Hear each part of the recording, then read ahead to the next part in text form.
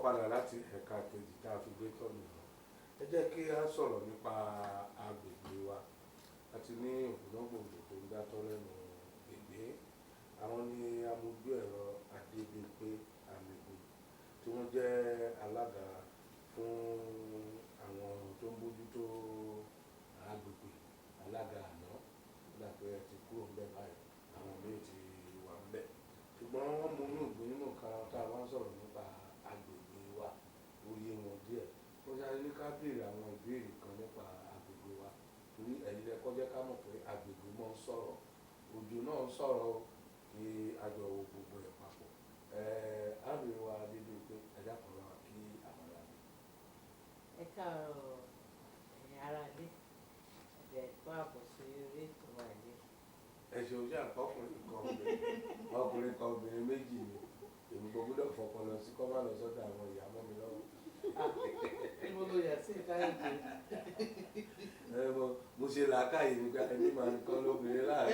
Ìgbà tí ẹ̀yin ọkùnrin méjì wà lẹ́kọ̀ọ́ tó jẹ́ mi nìkan lóbìnrin. Wọ́n lè mọ̀ wò bẹ̀ mí wò bẹ̀ mí. Ṣé ayé parẹ́? Ó yára mi múre mi. Ó dára ìyá wa jẹ́ ká bẹ̀rẹ̀ látọ̀dọ̀ yín. Agbègbè ń sọ̀rọ̀, ẹ̀yin lẹ sọ bẹ́ẹ̀. Àsìkò òjò láwa yìí, kí ló wọn àbójútó lásìkò òjò?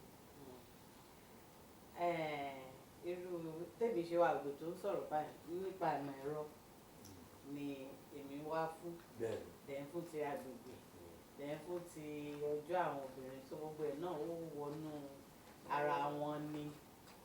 Because ṣe mọ̀ pé ìmọ̀ ẹ̀rọ òun náà ni gbogbo eléyìí tá à ń sọ pé wẹ́dà. Ṣé bá rí nísìnyí báyìí àwọn oní metrology wọ́n ń pè ní tó máa ń wo wẹ́dà ní ministry láwa yìí, so a máa sọ gbọ́dọ̀. So àwọn metrology náà wà in charge of weather. Bọ́lọ̀ ń dẹ̀ ṣe dá ó dá ayé ó dá ọ̀run ó dẹ̀ dá gbogbo tó wà níbẹ̀ dáradára. Bọ̀ ó láwọn kan tó máa ń ṣẹlẹ̀ tí àwọn agbègbè wọ̀nyẹn tó máa fi tí wọ́n á sọ pé ìgbà òjò ní ìgbà ẹ̀rùn nìyí gbogbo ẹ̀. Ẹ báyìí láti bí ọjọ́ mẹ́ta báyìí òjò ó ṣẹ̀ tún dà pé ọwọ́ ẹ̀ lọlẹ̀ ni. So àwọn onímọ̀ ẹ̀rọ náà àwa náà ní òun lọ́n ṣe hàn pé irú ìmọ̀ ẹ̀rọ báyìí nìkan tó ń pè ní mechanical àti environmental engineering. Irú environmental engineering àwọn ló máa wò kó pé ìgbà tó bá ń sọ̀rọ̀ báyìí tí wọ́n bá ń ṣe wọ́n lè lo green energy. Nǹkan tó irú bí ìgbà tá a máa ń pè ní rainy season láti bí March sí October yẹn àwọn nǹkan tó bá ṣe ń bẹ̀ á tún lò fún àǹfààní ara wa ni. Ó dà onímọ̀ ẹ̀rọ ni obìnrin, onímọ̀ ẹ̀rọ obìnrin. Kí lójú tí àwọn ọkùnrin fi máa ń wo onímọ̀ ẹ̀rọ obìnrin? Ẹ ti mọ̀ pé àwọn onímọ̀ ẹ̀rọ obìnrin àfi bẹ́ẹ̀ yẹn pọ̀. Ìgbà tí ọ̀rọ̀ engineering yìí kọ́kọ́ dé ó dàbí male dominated kìíní ni ṣẹ̀mọ̀. So ìgbà tí ní irú June 23rd báyìí òun ni International Women in Engineering Day. À ń pè é ní INWED, International Day of Women in Engineering. So ṣe é dàmú pé 2014 ẹ wò bá tí engineering ti wà tí mẹ́rin ti wà 2014 ni wọ́n ṣe ìjà láwọn Society of Men Engineers ní United Kingdom. Wọ́n ṣe náà àwọn obìnrin náà ti ń wà ní engineering yìí mọ̀ wá gbóhùn wa wọ́n ṣe wà fún wa ní day tó wá jẹ́ June 23rd.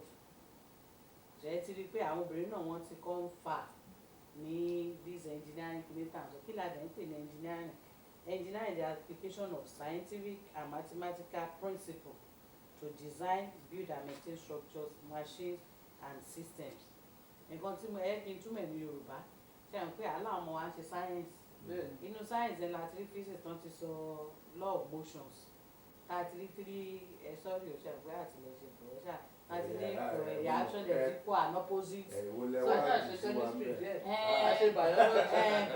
Ṣe physics ẹ̀dẹ̀ lè mọ maths. Àmọ́ maths. Ẹ̀dẹ̀ lè mọ further maths. Ẹ má fi yẹn kó wa lómi ọ̀dọ̀. Bẹ́ẹ̀ ni ẹ máa gbà fọ́gà yín.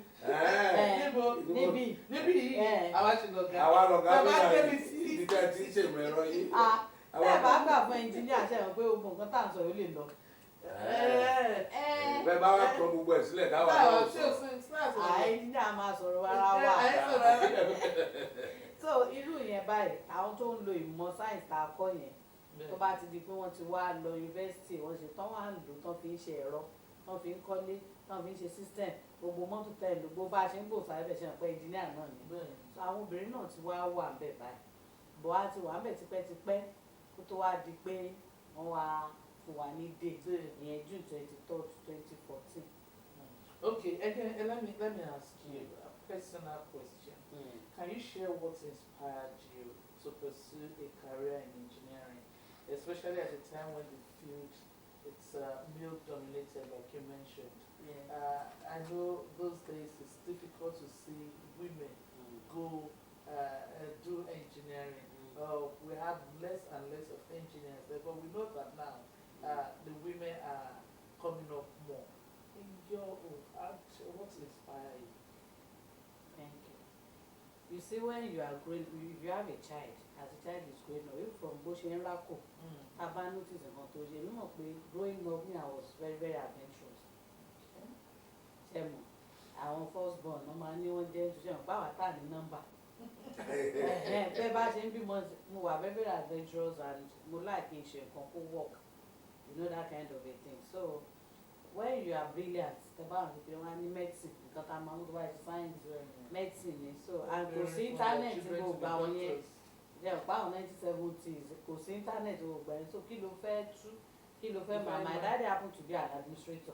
Okay. So kò sí ẹ tó fẹ́ tó bá ṣe medicine administrator lawyer gbogbo ẹ̀ gbà yẹn but mo rí pé mo adventure so when you were now and me wà á lè stand the blood and now you are in science class tó bá ṣe medicine kò sí anything so mo kàn á wò pé I will read biography la máa ń kà ká tó ṣe jam ẹ gbé ẹ lọ jam office lẹ máa rà so ẹ wò gbà kí nìkan tó rí kí nìkan tó rí then when you now read more torí mi like máa tú ìwé o kì í ṣe pé bẹ́ẹ̀ ṣe ń kàwé o báwa ká ṣe bẹ́ẹ̀ ṣe ń kàwé àwa ti wá ṣe calculation kó ti kí ní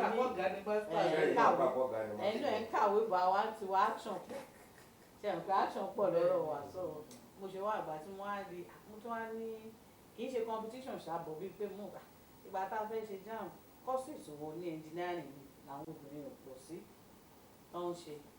I went to University of Ilorin. More electrical engineering obìnrin máa ń pọ̀ síbẹ̀. He said before my set kò sóbìnrin kankan ní mechanical like they were 90 kò sóbìnrin kankan so set ni wọ́n á ní that mechanical gangan ṣe àwọn pé mechanical kó oríṣiríṣi àwọn ló máa couple machine pọ̀ electrical báyìí tó aspect níbi engine mọ́tò kéré àti power lé ó kéré bọ̀ gbogbo engine tó máa gbé mechanical ni mo ṣe pick mechanical ni àwa aṣòbìnrin mẹ́ta nínú àwa 92 bá a ṣe wá báwọn ọkùnrin ṣe ń bá wa fà á nù àwa náà wá. ẹ bára yín wú. ṣe mọ̀ pé passion ni if you have a passion for something it's not that anybody will force me on mo sọ initially pé my daddy was an arbitrator but that passion that ibi mo fẹ́ ṣe it's just like when you nobody introduce anybody to you as ọkọ o mu wá ní pé tí mo fẹ́ fẹ́ nì wọ́n dẹ̀ mu wá so anything tó bá rí kò sẹ́ni tó kó báyìí. It's when somebody introduce somebody to you they wà ní ìwọ ló dẹ̀ fà ó that is my own story with engineering. Nínú àjọ onímọ̀ ẹ̀rọ yìí ẹ sọ pé mẹkáníkà ni tọ̀dọ̀ yín àbí bẹ́ẹ̀ni ṣé tẹ́ ẹ bá ní ìjọba máa fọdílẹ̀ táwọn ìyá wa mẹkáníìkì ni wọ́n pè é ó nù ni mò ń sọ ṣé mẹkáníìkì ni ní ẹ̀ tún mọ́tò ṣe. ṣe àgbo mẹkáníkà engineering yàtọ̀ sí automobile ṣàlàyé but it's part of torí mẹkáníkà láti gbọ́ ìgbà gbogbo tó bá ti ẹ̀rọ mẹkáníìkì ni. mẹkáníìkì lọ́bìnrin. kẹrí mẹkáníkà ni ó póríṣiríṣi ṣé àwọn mo sọ pé environmental kìíní wà ní mẹkáníkà àwọn tó ń ṣe ara yẹn wà bẹ́ẹ̀ building services wà bẹ́ẹ̀ bọ̀ ṣé rí bó nǹkan tá à ń ṣe wọ̀nyí náà máṣíìnì gbogbo ẹ̀ ṣé rí mo ti ṣiṣẹ́ ní company rí ìgbà tí mo sáà ní kọ́tà máa ń drill lọ́wọ́ ẹ̀ bí engine mọ́tò ṣe wà tó bẹ̀rẹ̀ láti engine block tó fi dórí camshaft crankshaft tó fi dórí piston cylinder top cylinder valves gbogbo ẹ̀yẹn bó ṣe wà ní gbogbo engine tẹ́ bá rí nìyẹn kò ń ṣe pé mọ́tò nìkan bọ̀ bí engine bá ṣe tóbi sí wọ́n ṣe máa design fún gbogbo ẹ̀ náà ló ní precision tó ní gbogbo nǹkan tó wà nínú mọ́tò. ẹni engine tẹ́ bá tú àwọn bíbí generator ẹ̀rọ kò sí lè tí mi ti tú rí bẹ́ẹ̀ ṣe wò mí even àwọn kíní crane wọ́n ní boom tán ní cylinder náà pé tí náà tán gbogbo ẹ̀ láti tún ṣe rí pẹ̀lú ọwọ́ pẹ̀lú mo dẹ̀ ṣe rí yìí so àwọn yẹn ni ti aspect automobile yẹn wọ́n máa ní kan láyà fẹ́. nǹkan tẹ́ ẹ ṣe ń fi ìpò wà made dominated yẹn because there are some things that you have to do physically and there are some things that you use your brain to bring it down to I don't really need to have strength to do this thing àmọ́ nǹkan tẹ́ máa ṣe irú bó ṣe ń túbọ̀ tó báyìí tẹ́ bá lọ China àwọn tó ń ṣe táyà wọn ò ń ṣe pèpèpè bọ́n ṣe máa organizer so mechanic automobile ó wà ní mechanical but kò mí pé gbogbo mechanical ni tẹ́ bá ń kọ́lé báyìí you need a mechanical engineer and presently that's what I'm doing where I'm working building services gbogbo ara ni èyí báyìí tẹ́ bá fẹ́ install iye capacity tó máa gbé bí ara ni by ara ni I mean refrigeration and air condition iṣẹ́ mechanical ni. Okay, let's go to your leadership position in the past.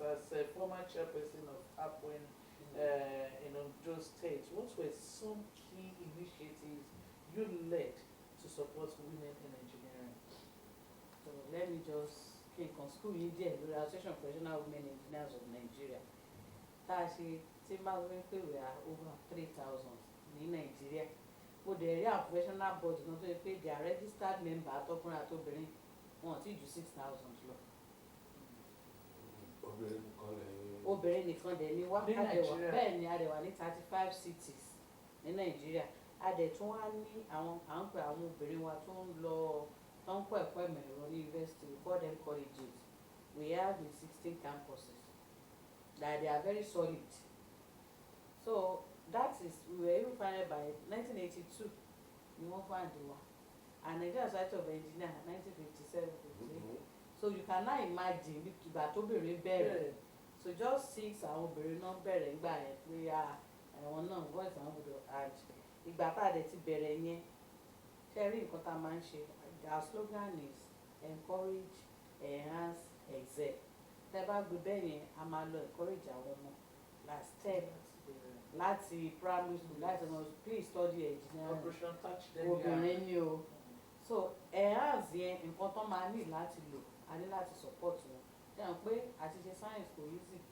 even from tẹ́ bá fẹ́ register fún WAEC nígbà owó ti tàwọn ọmọ tó ṣe science ju ti so ìyẹn la máa fi enhance la máa fi encourage wọn then tá a bá ṣe ogun yẹn tán àwọn ẹ̀ máa excel that is ibi tí slogan wa ti wá encourage enhance excel so gbà tá a ká wá sí Ondo State gbà tí mo gbé sílẹ̀ ní ọdún tó kọjá lọ́tún 2 years ni so ṣe rí vision wa yẹn tí mo sọ pé encourage enhance excel vision yẹn kò sẹ́ni tó wà ní sí tó gbọdọ̀ key into it so a dẹ̀ key into it a lọ àwọn schools a lọ Olúṣẹ́gun ọba Àgàgù Òkìtìpupa Fútà Lísàdì everywhere ìyẹn fáwọn tó wà university in fact I think bóyá 2 years ago but àtúrà máa ń ṣe conference every year àwọn méjì ló tẹ̀lé mi láti Òkìtìpupa àwọn yẹn àwọn obìnrin Abuja láti máa ń ṣe a máa ń gbé kiri irú tí ọdún Ìbàdàn láti máa ṣe bá ọmọ yẹn tẹ̀lé mi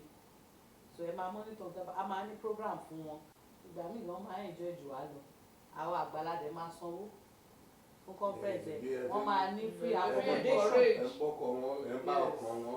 so wọ́n máa ní free accommodation wọ́n á jà wọ́n á ní bus ibi táwa sì máa sanwó táwa máa lọ but just to encourage them then kán wá rí a tún máa tó bá tẹ̀ ń ṣe dínà tó bá ti ṣe dínà gan máa pe àwọn olórin wọ̀nyí àwọn jẹ́nsí ẹ̀ máa kí n promote ẹni olórin bí a máa pè wọ́n wá wọn kàn sọ wọn máa enjoy ara wọn bàbá àwọn ẹ̀dẹ̀ máa fún mo fún wọn lówó ní tán kúnlẹ̀ ẹ̀ ṣe kìíní kan àdè tún máa ń lọ sí secondary school àwọn kì í sábà lọ àwọn private owned secondary schools we go to all these government schools we go and meet them and check the performance ọmọ yìí bá ló ṣe ní science wọ́n bá fẹ́ ṣe JS3 wọn we go and speak like character ṣe ìbáyà àtijọ́ wọn á máa pè mí wọ́n á pè mí bọ̀ ìsìn àwa la máa lọ bá àwọn school yẹn ẹ jẹ́ ká máa wọ̀n ẹ̀dẹ́ in our own little way a máa ń fún ọ ní scholarship bí aká bá wọn sanwó school ẹ tí ò lè sanwó exam then we follow them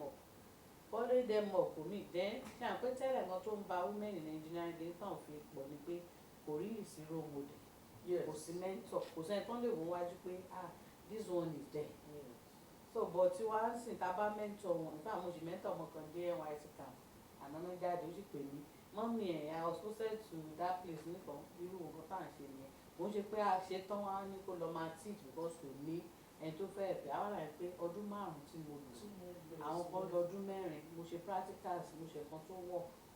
Okay, what would you say is your proudest accomplishment in your engineering career or during your leadership tenure? What's your proudest? What's like that one that I mentioned last? That was when I was the AMIGUN chairman, but in my own profession, you see there are some, like that girl, I took her up when she was in 200 level. When they now go to 300, I think their school fees increased. This girl, Musheji, I just met her message. Her mommy is like, I will withdraw. Why? That I can't cope with this baby because in a way, jail fan, where the relative one don't touch you. So I was like, no, this girl, she's in 4 point something. How can she withdraw from me? Immediately, but that is passion. The yìí á kàn lọ waste bẹ́ẹ̀ ni ó dẹ̀ ní nǹkan to contribute to this engineering thing and to the society. So I took it up and now we are serving. Wow. That is one out of many.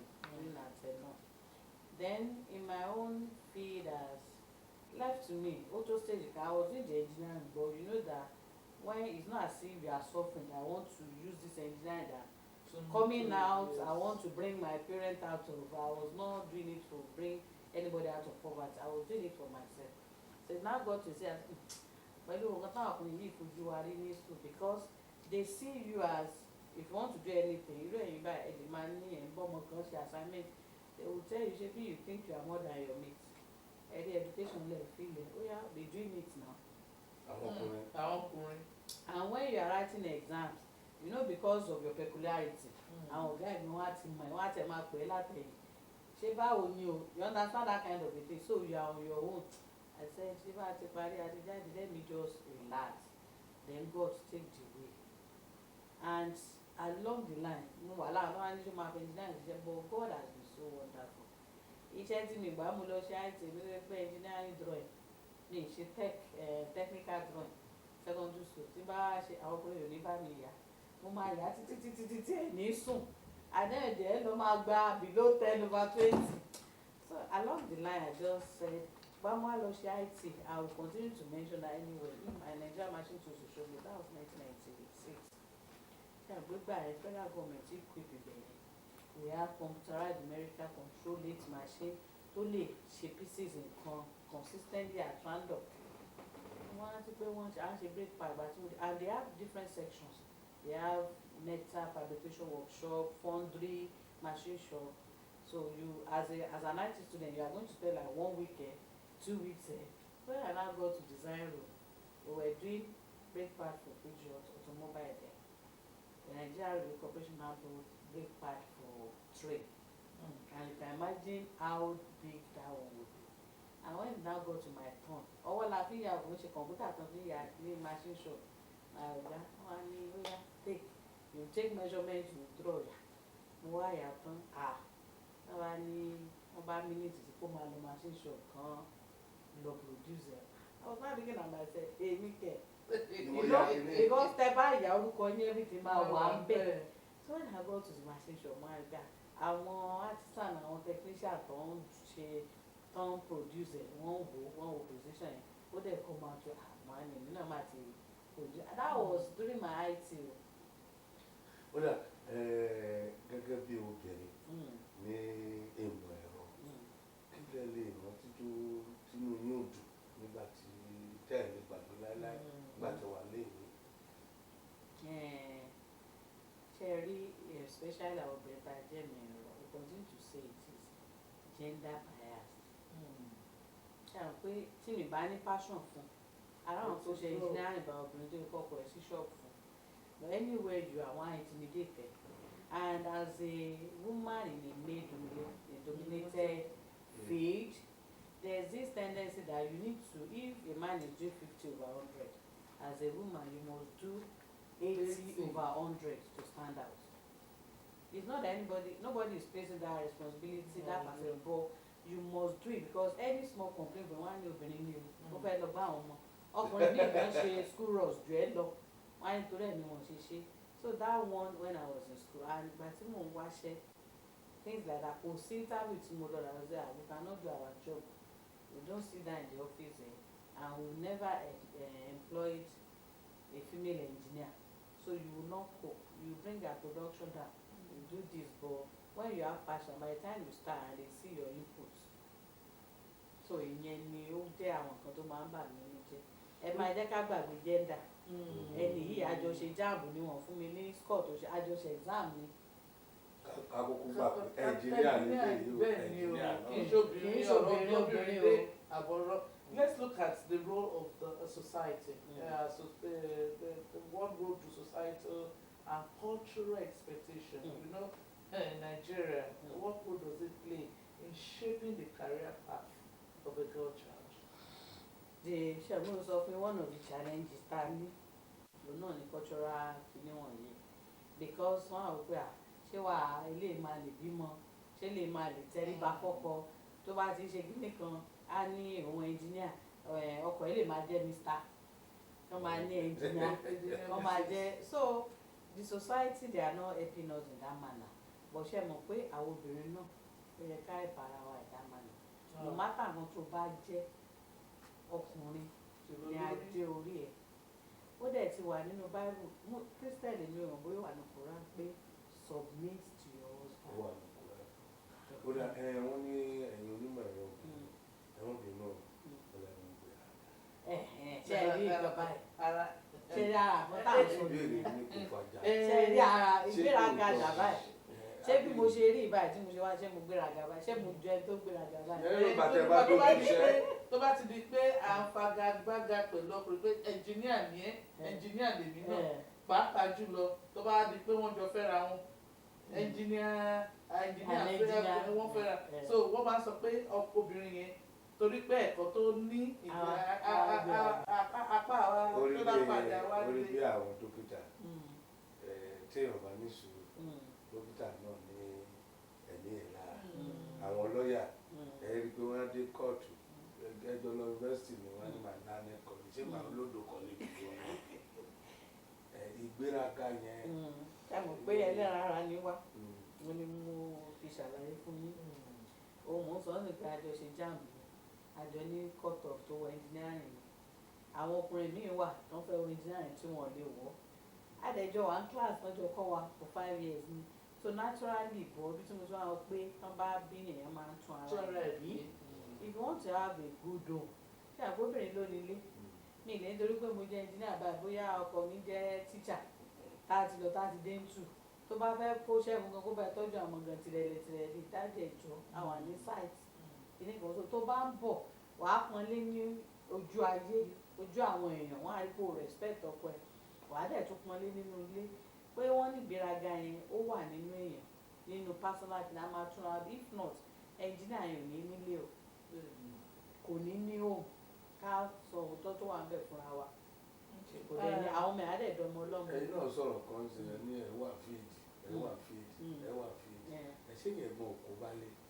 Òkú bá lé o wàá plan time ẹ̀. time ẹ̀ dá sí tí ò fi kó bá lé. wàá plan time ẹ̀ ni ṣe pé ká tó bẹ̀rẹ̀ tí mo ní tò mo níbi tí mò ń lọ at least mo ti kúrò ní èsì mo ti ṣiṣẹ́ mo ti kúrò láti before 7 láàárọ̀ yìí máa mo ti ṣe breakfast mo lè ti ṣe oúnjẹ tọkọ máa mo ti páàkì tó máa gbé lọ bí iṣẹ́ ibi tí wọ́n kó discipline èmi ni mo ní ìdá ti sacrifice then iṣẹ́ tó bá ń ṣe wàá manage at least bí tí wọ́n á ti deputy director ní engineering so wàá manage iṣẹ́ wàá dẹ̀ àwọn kankan wà tó jẹ́ bíi bí àwọn lẹ́sẹ̀ ń pè parafẹ́nà tó yẹ kéèyàn gbá kúrò wàá ti rí pé straight ibi tí mo táì bí ìbò tó mi lò níbi iṣẹ́ màá wá tún máa fi nǹkan míì sí mi wàá ní láì because ilé ẹ ọmọ ẹ priority kó tó wá kan iṣẹ́. Ṣé wọ́n lẹ́yìn obìnrin alẹ́mọ̀ ẹ̀rọ ẹ̀ kí máa ń à ń dì à ń ṣe dáadáa kó bí kí ráyè yẹn. A máa ń tọ́jú ọkọ wa. Àlìsè ní pé ní fúnra yín kí n múra kí n dí ẹjọ́ ráyè ẹjọ́ báyìí ó yẹ wo báyìí mo fẹ́ lọ site tí n bá kúrò níbí a máa gun òkè bóyá nǹkan kan ń jò bóyá àwọn ṣe nǹkan kan dáadáa màá wá dúró síbẹ̀ ṣé mo gbọ́dọ̀ ṣe kánná bó tiẹ̀ sì tíráì eléyìí tí mo sì ṣe yìí mi ò lè ṣe kánná mi ò lè wọ bàtà tó ga tí n bá dẹ̀ lọ́wọ́ gán àbí skẹ́ẹ̀tì bí abí tí mo ti ń ṣe tó tù pẹ́ ẹ̀yìn ọkùnrin tájọ wọn sáà ìkọ́lẹ̀ máa fi ń ṣe pé ẹ̀rí ẹ̀wà wò kẹ́tì ẹ̀ tó sọ fún mi gan pé ṣe ẹ̀ ti fi mí ṣe ẹ̀yẹ iṣẹ́ wa ni ò gbà wá láyè bọ̀ tá a bá ṣiṣẹ́ tá a bá ń lòde fàájì àwa náà máa ń try. No, did I know? Ẹ jẹ́ ìyẹn pé mi. Ẹ máa ń try. Ẹ máa ń try. Let's look at parents. What role do you think parents and educators can play in shaping the girl child, especially in studying engineering? You know, I said something earlier on that as from a child, from the baby, just try, and that is where the mother and the father comes in. Because when you stay and you have time with your kids, like you play with them, you study them, it's not that mother. You will know the interest of that child. Everybody, don't be lying, we have one unique trait. But over sumo money, only more interested. But from down you pick it. Ọmọ mi wà tó yẹ pé tó bá sọ ìbò ní bébì báyìí lórí bóyá ó ń wo kàtó tó wà ẹ̀yin ó tún gbà àwọn mọ̀mọ́ eléèbó rèé pé ìkíní ní ó ti padà ṣiṣẹ́ gbẹ̀yìn mídíà ṣẹ́ mọ̀ lọ́dẹ̀ lọ́mọ kan tó yẹ pé ó tẹ̀lé má tó jọ pọ̀ bọ̀ tó bá jókòó ẹ lè ní sọ́kẹ́tì sílé báyìí kó máa tó ẹ lè ráyàn kó bẹ̀rẹ̀ sí ní tú. Mo rédíò tí ó bàjẹ́. Ta ni I can do it dad, I can do it mommy ẹ̀ tó ń pé eléyìí ẹ ṣàjẹpọ̀ ra lọ ṣe ìmọ̀ ẹ̀rọ ẹ̀jẹ̀jẹ̀ ẹlòmídà ẹ lè níwọ̀n dìbà pé pò ńlá máa ní àmọ́ mi sorry so gbogbo wọn yẹn ó ti máa ń wà then àwọn educator tẹ bá tó ń bá ti wà ní bóyá junior class ṣàmọ́ ti ní counselor dáadáa school báyìí there is a way tẹ bá ti kọ́ wọn class kò bẹ́ẹ̀ ṣe nímọ̀. Ó dà tó kí àsìkò wa kí wà ní ìmọ̀ràn yín fún àwọn ọmọbìnrin àti òbí lórí ọ̀rọ̀ ìmọ̀ràn. In the next 10 years, what do you expect to see the girl child in engineering? Torí àsìkò wa. Because of to balance this diverse professions. In the next 10 years, you will see many girl child in this tech world, engineering tech world, because now they are, during our time, it used to be mechanical, civil, electrical, agric, and chemical.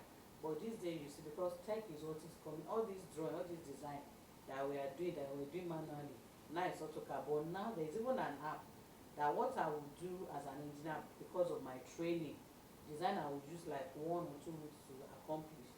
If you tell a graduate of engineering today, 2-3 hours, she's done with it. I know that now that most of the engineering design and work is not by strength, it's not by power, but it's by what you know. You don't even need, you will see most ladies in engineering compared to olden days. But you can just sit down in your office and design, just give that machine. You write a program like an app and you have your product and design for it. So in the next 10 years, we see many female engineers accomplishing more. And these days, we have female, not only in engineering, excelling more than guys. Because boys these days, they have a lot of distractions. One will go, one bet, one peer pressure. But you see girls, they will sit down and they will be reading and acquiring knowledge. So if they are not careful, in the next 10 years, we will meet them. We will overtake them. And so train the male children to avoid distractions. Thank you very much. Kì í dùn kó pọ̀ lápá àti bẹ̀rẹ̀. Ẹ jẹ́ ká dá kóró tó bí oyún àwọn màmá àsùn. Àtúnwá gbẹ́lò ní ìwọlé. Ẹ kú òun látàárọ̀. Ṣùgbọ́n mi nígbà pé ẹ lè wọ ẹ bá wa, a ó ṣe kọ́ máa mi lọ.